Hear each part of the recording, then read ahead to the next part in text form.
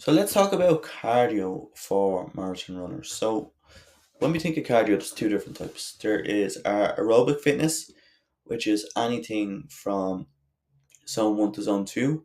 So your walking, your easy runs, that is all kind of your aerobic fitness. And then we have anaerobic fitness, which is our sprints, our really fast paced runs, at the likes of our 5Ks and below. And what the main difference is that one uses fats for energy and the other then uses carbs. Our aerobic fitness is more focused on endurance, and then our anaerobic is more focused on explosiveness. And obviously, the aerobic then lasts a lot longer.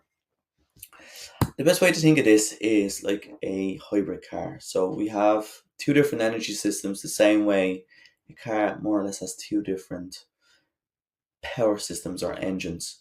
So you could compare our aerobic system to the electric engine in a hybrid car that can run for ages, but only at a certain speed. And then the petrol could be our anaerobic fitness, where it's used when we move at paces a lot faster, but it's only in limited demand, so it's not going to last for a long time. And when we run, it's very similar to how a hybrid car operates. We bounce in between the different, training zones or fitness zones. And the more aerobic fitness we use, the longer we can go. And then when we start tapping into our aerobic fitness systems, we start to get fatigue a lot faster. So, how do we improve our overall fitness levels? I really break it down into the 80-20 rule. So, 80% of our training should be in zone 2 and 20% should be in zone 4 or above.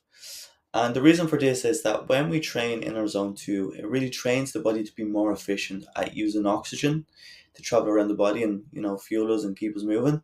And this in turn helps us then reduce our heart rate and then therefore run at faster paces at the same heart rate as well.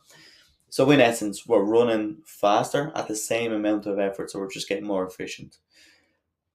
Now, that's good, but we also need to train for explosiveness and speed too, so we can allow our body to adapt even to running at faster paces than we're running at now. So this is where we should do, say, maybe one interval or hill session per week to build up our anaerobic system as well.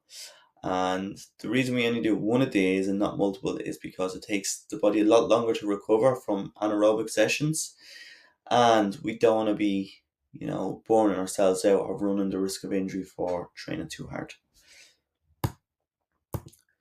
So, one question I often get does other types of cardio help my running?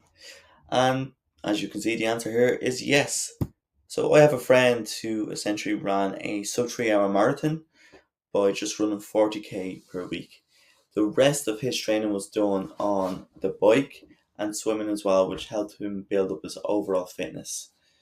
So you can essentially do the same. Like there's loads of different ways we can build up our fitness. We can do hill walk or intervals, which is running, of course. If you swim a lot as well, that will stand to you when it comes to running. Same with cycling and skipping, and then using machines like the cross trainer or the bike ski rig, ski erg or row erg as well.